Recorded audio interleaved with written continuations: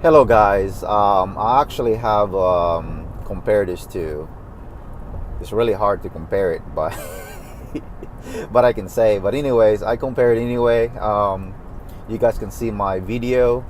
Apparently this guy here, I think Tello just ran over this Wingsland X1. Anyway, you can see here the down position sensor on the Tello is a lot more, and of course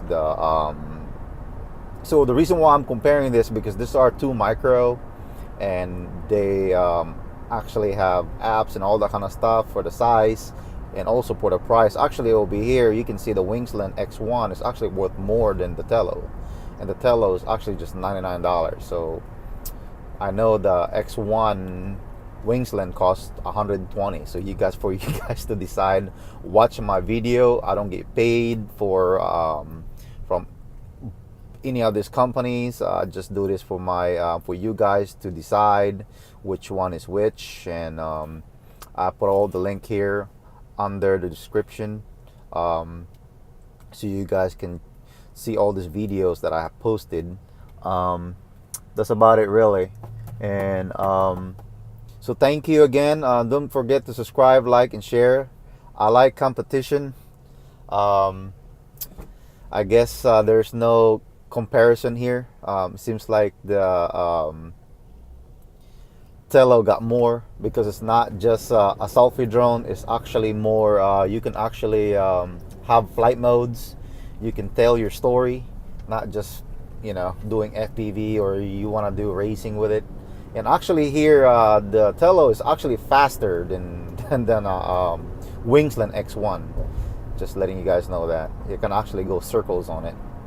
But also the reason why I'm saying this, because I'm comparing it, because Tello has the clips, got the fast mode, and anyways, the flight time is more, the position sensing, the hover, Tello one on that, also the range, Tello, not even using the extender, and the height and the winds, you can see Tello winds again.